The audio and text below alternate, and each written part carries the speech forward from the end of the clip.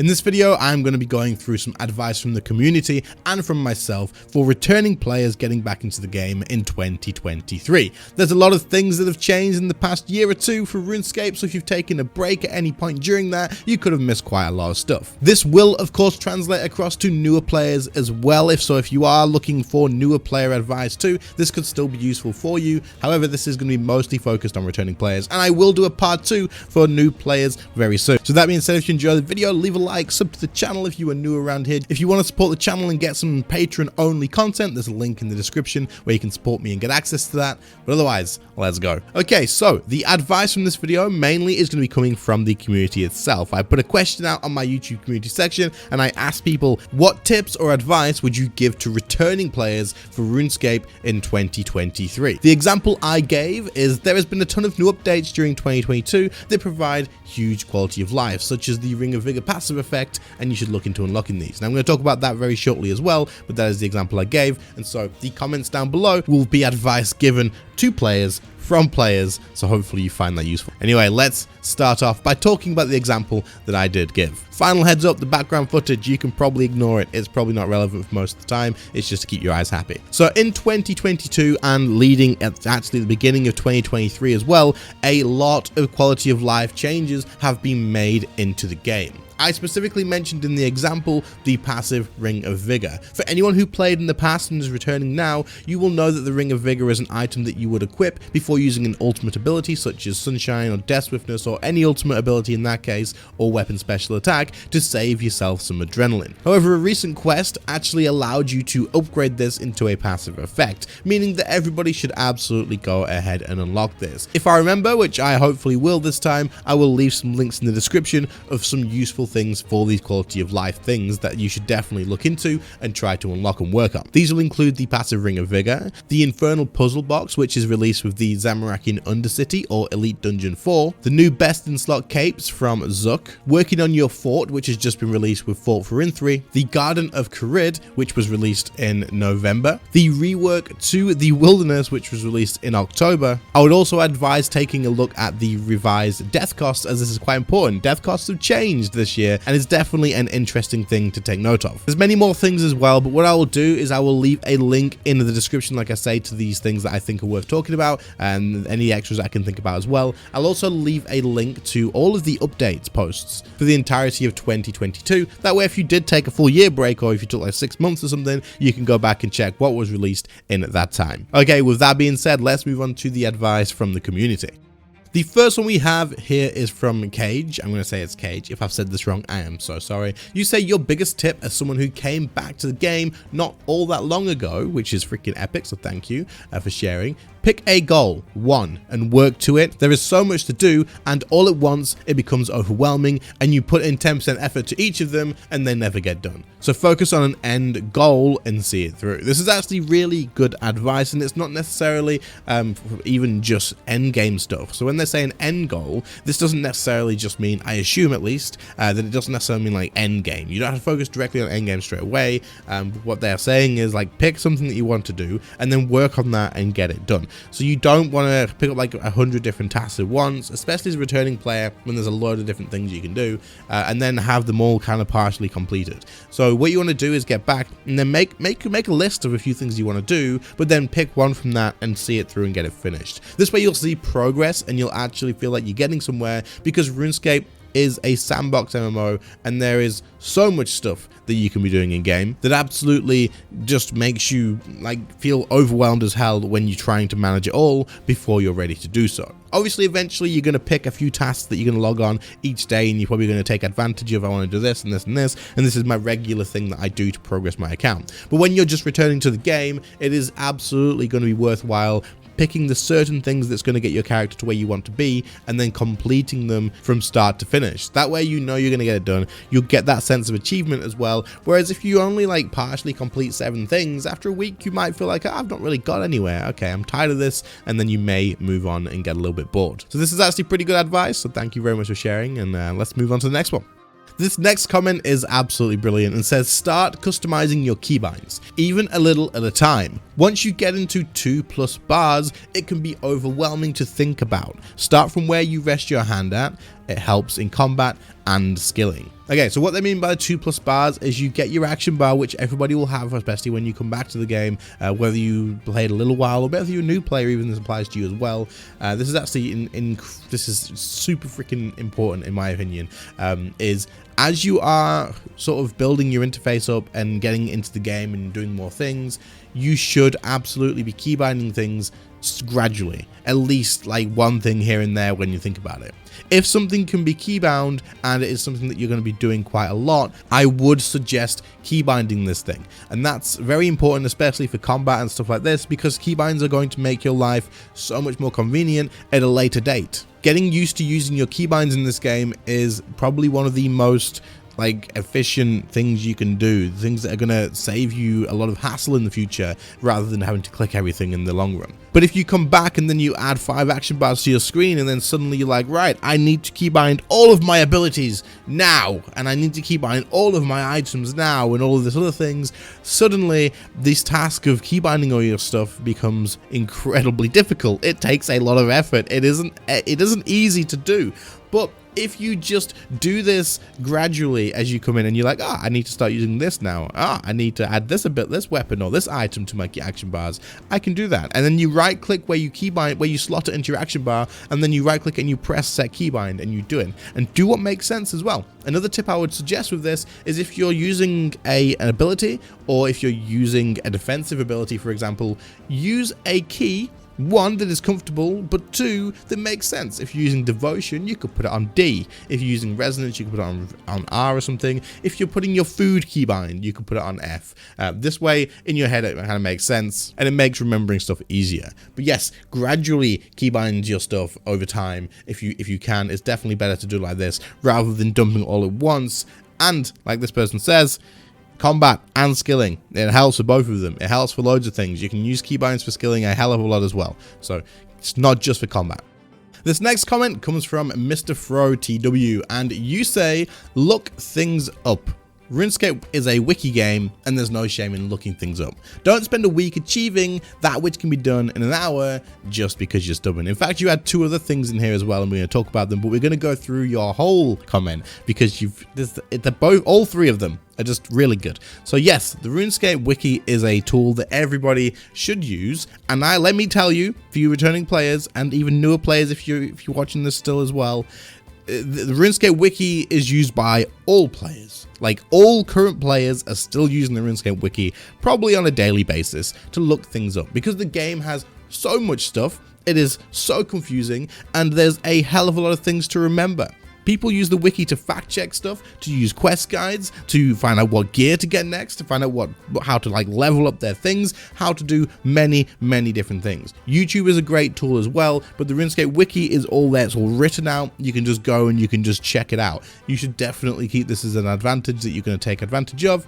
A tool that you can take advantage of even. And on your actual chat bar in game, there is a wiki search button. You can also type in the chat bar /wiki and then space, and then type in what you want to search, and it will open a browser page for you with that wiki page. That is how important the RuneScape wiki is. So definitely take advantage of it. And like this person says, there's no shame in doing that. Hell no, you should definitely be taking advantage of this. The second point you said was dailyscape and massive goals will lead to faster burnout.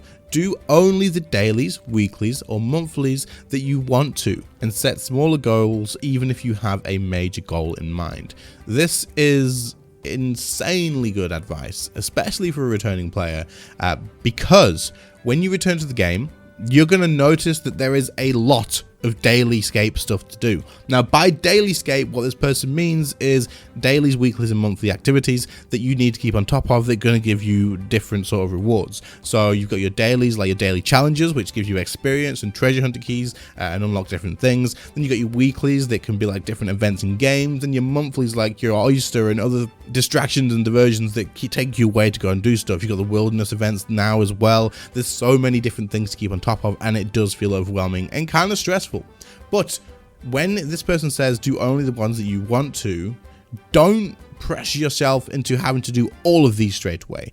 Just pick from a select few of them that are going to benefit you more in the long run, or in the short term even, and just focus on them for now. And then eventually when you go, okay, now I want to start implementing this one or adding this one, then do so. But don't overwhelm yourself, especially to the point where if you've just returned to the game and you're only playing an hour or two here and there, don't spend the whole time doing dailies. Just do what you want to do with that playtime and don't feel pressured to have to do those, unless that's specifically what you want to do, of course. The second part to this same bit says also to have smaller goals, even if you have a major goal in mind. I have always recommended in these videos having both of these. Have an end game goal, like a major goal. Maybe you want to get into the highest and most difficult level bosses, right? But don't have that as your only goal, because it will burn you out big time. You are gonna get so tired of it because it's gonna take a long time to get there and the progress will feel small. However, if you set loads of smaller goals that lead towards that, for example, unlocking invention if you haven't done that yet, getting your archaeology up if you haven't done that yet, working on perks, working on gear, and you have all these different things, unlocking the specific ability, practicing this smaller, lower level boss. As you do these, you will get that sense of accomplishment, that sense of reward, these amazing things that are going to keep you interested in the game, and you're going to feel like you're achieving stuff. So smaller goals are just as important as having an end game goal as well. You need goals to drive you to play the game, definitely. If you don't have an end game goal, you're going to feel burnt out and fed up anyway, because why bother? But having the smaller ones are incredibly important. Okay, and finally you said, unless you are really into the Grand Exchange, play an Iron Man. The experience will force you to engage with the game more and help you keep on a slow, steady progression path rather than accumulating enough GP to make problems go away. Okay, so this is something that I can't comment on too much because I don't play an Iron Man. I've tried in the past, it's not for me, but I have heard this a lot. Now, for a returning player, a new player, if you, one, aren't interested in microtransactions and stuff, and two, aren't too fussed about spending, just going to the Grand Exchange, which is the in-game market, and just buying stuff and just moving on with it that way, you're okay with spending a bit of extra time and you want the accomplishments out of it, then an Iron Man is definitely something to consider, because you'll have to go out and gather your own resources, play the game on your own and actually do all the different things, rather than just specifically going to the G and getting that. So definitely consider this. But if you're returning to the game and you're already on an account, you probably already know which sort of way you want to play it. But another thing as well is, if you're returning to the game after like a long time, it may even be worth considering making a new account, so that you can sort of understand all the beginning of the stuff and work your way that way. And this also might help you not feel as lost, even if you only start a new account and play it for a little while, and then once you're kind of understanding what's going on, you jump back to your main account. Something to consider as well. Thank you so much, dude. These three things were absolutely incredible, so I very much appreciate it. This next comment is kind of a long one, but it is really good, and I wanted to make sure I included it. But we are going to chop it a little bit shorter, and I'm just going to give you the context of the whole thing anyway. But it is absolutely great advice, and this could be advice for both returning or newer players, honestly.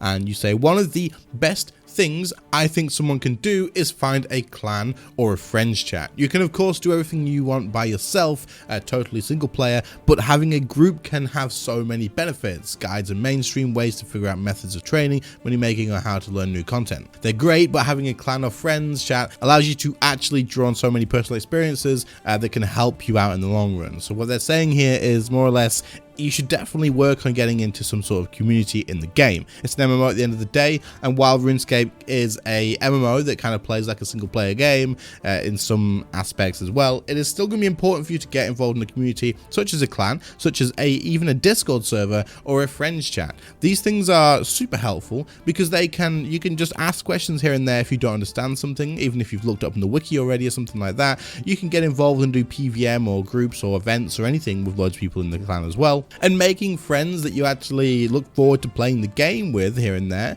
is also going to make the game more enjoyable to yourself as well. You'll feel like you're more in place in certain like clans and stuff as well, and it'll just make the game feel just nicer overall. Now, I personally do have a Discord and a clan, so anybody who is interested is absolutely welcome to join those. There's a link to the Discord in the description, and then also you can join the clan in game by joining as a guest, and the clan name is the Inits. You can just type in and join as a guest and then ask for an invite as long as there's space. If you can't quite figure out how to do that, then join the Discord link in the description. description and just chuck a message in there. I'm sure someone will be happy to help you try and figure it out. But the communities are actually really helpful in most situations, so get involved and just enjoy it and be part of it, because definitely it is a hell of a lot more enjoyable to play this game as a part of a community like a clan or a Discord or just anything like that. There's all the streamer ones, there's the ones that are more dedicated to like specific PVM, and then there's just the player run ones in game as well.